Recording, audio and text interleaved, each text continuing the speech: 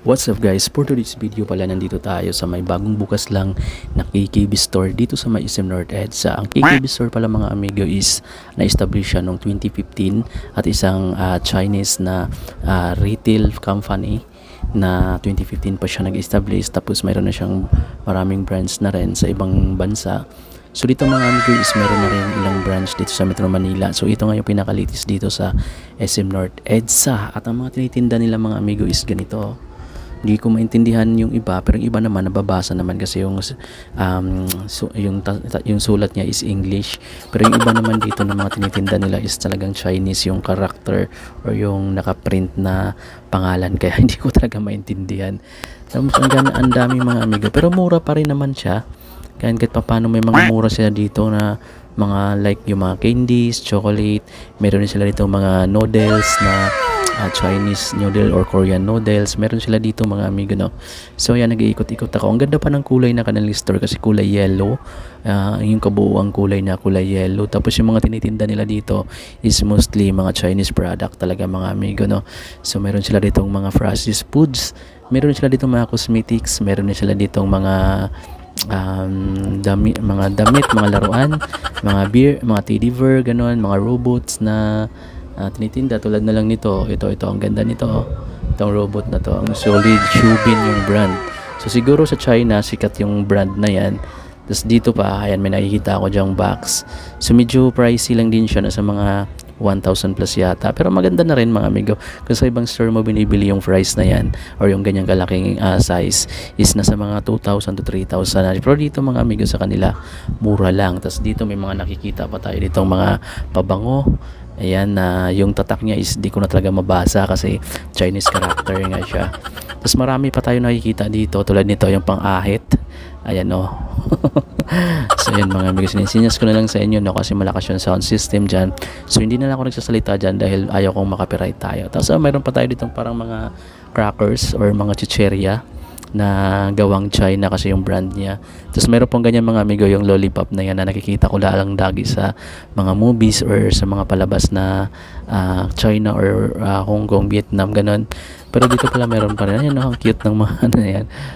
Parang cactus yung ano niya, yung design niya mga amigo, no. So hanggang dyan sa dulo, actually marami pa. Ito pa lang yung bungad. Dito may mga nakita kong parang marshmallow na or pang candies pa rin yan mga amigo, no, na Chinese yung brand. Tapos ang mumura lang yan mga amigo, kung makikita mo yung fries dyan na pinakita ko.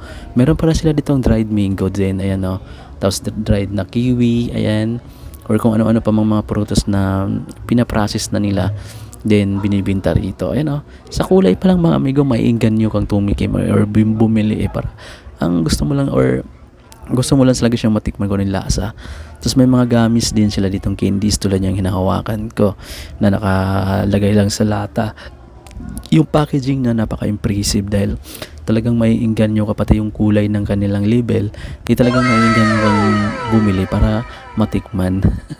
So ayun pa, oh, ayun yung mga ganyang candy talagang sa mga bata mga amigo, nako, kung ipapasok mo yung mga anak dyan, sigurado maraming madadampot.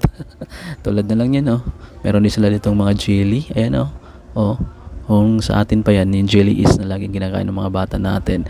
Meron din mga tinda dyan. So may mga pagkain nga sila dyan, cosmetics, mga tools, mga robot, mga teddy bear.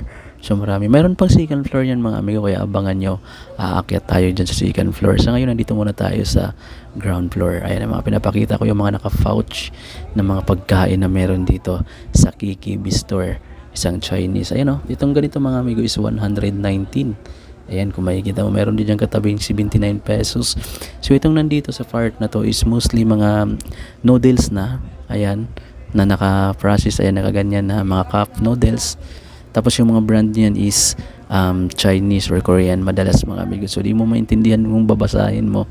Pero ang solid mga amigo ng mga nakatinda dyan, no. So yung iba naman dyan ng mga tinda is nakikita ko na sa Korean store. Pero dito, mas marami talagang choices dito kung gusto mong matikman yung mga pagkain na gawang China. O yan, o, tulad na lang yun, o. O, diba? Di mo maintindihan kung paano basahin. Ginagawa mo. So ayan mga amigo, nagtutuloy-tuloy na rin tayo dito at halos naikot ko na yung buong ground floor. Tapos meron din tayo nakita dito, ito mga dried na mga bulaklak ng halaman. na siguro pang tea, kasi may nakalagay, mayroon diyang iba na may nakalagay dyan na tea dyan sa ano niya label. Di ko lang mas masyadong mabasa kasi mostly ano siya, naka Chinese character, pero mabango mga amigo. Habang inaamoy-amoy ko yan is na ayan, mabango yung amoy niya. May mga rose petals din dyan na pinatuyo, tapos mayroon ding mga buto-buto ng halaman na pinatuyo. So hindi ko alam kung coffee ba talaga to or tea kapag tinimpla mo, pero ayan mga amigo, nakalagay dyang tea. So ibig sabihin pwede mo siyang inumin. Siguro ibababad mo siya sa mainit na tubig, so ayan, or pakuluan mo siya, tapos yung katas niya yung iinumin mo. Tapos ayan ang dami pa dito mga yan yan yung mga pinakita ko. Yan yung rose na pinatuyo, yung maliliit pa lang na bulaklak ng roses. So yun yung mga iniipon tapos pinatuyo. Tapos mayroon pang ibang mga buto-buto dyan na di ko maintindihan kung anong halaman. Ito, naiinganyo rin ako talaga sa mga kulay pa ng mga amigo ng mga tinitinda nila dito sa label. Is talagang ma-attract ka dahil sa ganda ng kulay, ganda ng packaging niya. So yun, nakakainganyo yung mga picture na makikita mo sa bawat produkto na meron sila. Tulad na lang nito. Ayan, so nag-iikot-ikot pa tayo dyan mga amigo. Papunta na tayo ng dulo niyan. Kasi may mga nakita pa tayo chichurya na ganyan, na parang kimchi crackers.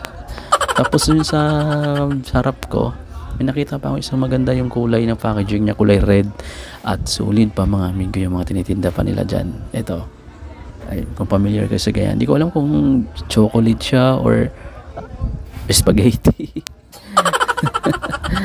So ito na pala yung bandang dulo, itong nandito. So makikita mo dito is puro mga noodles na, mga cup noodles, mga ganyan. Basta kung hindi noodles, pasta, spaghetti noodles. Okay? Talagang ito yung mga yung mga quick cook lang. Kumbaga madali ang luto lang ito mga amigo, yung mga pwede mong gamitin. Yan yung may kimchi dyan, yan yung mga price, 39 pesos. So ang kagandahan dito sa mga nila is nakalagay na agad mismo yung mga presyo. So hindi ka na agad dito mahihirapan kung magkano yung price niyan, kasi nakalagay na mismo sa kung saan siya nakalagay. So yun yung kagandahan dito, naka-organize yung mga display nila. So hanggang dyan yung wall na yan is puro mga mga noodles, so Korean noodles, merong Chinese noodles. Tapos dito naman is di ko alam kung anong klaseng to, kasi parang mga marshmallow yung nilalagay dyan. Tapos dito naman mga amigo, ito na yung stairway pataas or paakyat ng second floor. Kaya unti-unti na tayong umakyat niyan. May sinusundan tayo dyan magandang babae. Ayan. So ang pangalan pala niyan ay si Chi. So yan mga amigo, so dito tayo, niwan natin siya sa baba, tapos tayo paakyat tayo second floor. So dito na tayo mga amigo sa second floor. Ang bumungad agad sa atin dito is yung mga tinda nila na ganyan, yung mga stuffed toys na bili 1,000 pesos lang. Pwede mo na siyang mabili dito. Pangregalo mo sa mga anak mo, inaanak mo, or kung may magbi-birthday, pwede rin sa mga jowa yung mga amigo, matutuwa na sila dyan. Tapos ito, may mga ganyan, ang cute. Ang cute, di ko alam kung anong klaseng hayop yan. Tapos ang dami pa dito sa mga gilid-gilid, may mga monkey pa dito. So yan yung mga stuffed toys, hanggang dun pa yan sa dulo ng rack na yan. May mga maliliit din dyan na size, mamimili nilang talaga kayo kung ano yung mas gusto nyo, mas beat nyong kunin. Below 1,000 pesos guys, pwede ka na makabili dyan sa KKB store. Ang cute niyang hinawakan ko. gusto ko siyang bilhin kasi wala naman yung anak ko dito. Tapos meron pa dyan sa harap ko, ayan puro malalambot. Pwede mo gawing unan mga amigo kung nasa biyahe ka or kahit nasa bahay ka. So or nasa office, pwede mo siyang kasi ang lambot kahit kaano ko siyang pisil-pisilin dyan, talagang hindi ka magsasawa dyan mga amigo, So yun yung mga paborito kong mga unan, yung ganyan kalambot. Tapos ayan yung pangalan ng store, KKB. Tapos dito pala is may nakikita tayo dyan, parang siya, kahoy, gawa siya sa kahoy na owl siya, gawa sa kahoy. Tapos dito pa, ayan yung pinaka-box niya. So yun lang yung actual na laman ng loob, sa loob yung pinakita ko kanina. Tapos yung mga naka-box pa yung iba. Tapos dito naman may mga ibang items pa na makikita mo na binibinta. Ito naman yung puro robot naman yun nandito, or mga collectible items. Ayan mga amigo, So may makikita kang baril-barilan dyan, yung OC. Tapos dito naman yung malalaking sasakyan. Tapos mayroon din dyang mga iba pang binibinta like nito. Ayan may mga robot dyan na parang Gundam. Parang Gundam Z na robot. Pero iba lang yung pangalan.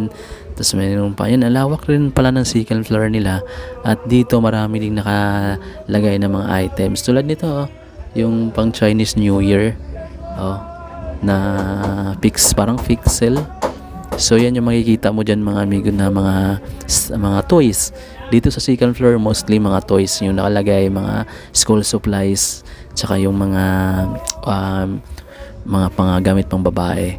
So ayan, naglalakad-lakad pa tayo. Hindi ko alam kung saan ako papunta. Tapos may nakita akong dinosaur na yan, nagpapapicture. So dito naman sa side na to is mga pambabae na madalas yung makikita mo dito. Kaya mas maraming babae like nito. Kung mahilig ka mag-finting, mayroon sila dito mga color pencil. Tapos ayan yung mga ball pin dyan na iba-ibang kulay, iba-ibang klase na pwede mong mabili sa murang halaga, below 100 pesos lang yata. May mga pencil din sila dyan na dinadayo rin to ng mga estudyante, no? Or yung mga bata. Ayan, mga mag-aaral kasi namimili sila dyan. So ako nag-test ako. Maganda naman yung sulat niya. Hindi na rin siya masama sa halagang below 1,000 below 100 na sa 40 pesos lang. Ganun lang siya kamura mga amigo. Wala lang tatak, di ko lang mabasa kung anong pangalan talaga yung brand mismo niyan kasi Chinese character nga yung nakalagay. Meron din namang iba na English yung tatak ng produkto, pero dyan mostly mga naka-Chinese kasi Chinese brand nga yung brand niya ngayong kinikiter nila. So may mga mugs din pala sila dyan na may mga design so ang ganda rin ng mga kulay, ang ganda rin ng mga design. Dito naman is may mga anong tawag niyan, para pang gymnastic. So ito may nakita tayo dito yung iba pang items. Ito naman yung mga motorcycles na toys na pwede mong i-collect kasi ang gaganda ng mga kulay, tsaka yung design ng motor talagang pang Ghost Rider. Ayan ang gaganda ng mga design ng motor tsaka yung mga kulay. So naiinganyo nga akong bumili dyan. Pag check ko lang sa price sa 1,000 mahigit, kaya hindi ko na lang muna hindi wala rin naman akong malalagyan sa bahay kapag bibilhin ko yan, dahil medyo masikip naman talaga yung nasa kwarto ko dahil halos puno na ako ng gamit dito. So habang tumatagal pa ako dyan, mas marami pa akong nakikita tulad nitong mga sasakyan na collectible. Ang Gimbo yung pangalan ng brand ng company na gumagawa siguro niyan. So andyan naman nakalagay sa kanyang box yung pangalan. So ang dami pa dyan mga amigo, may mga sports car pa. Tapos ayan pala yung pinaka kulay, mostly kulay yellow.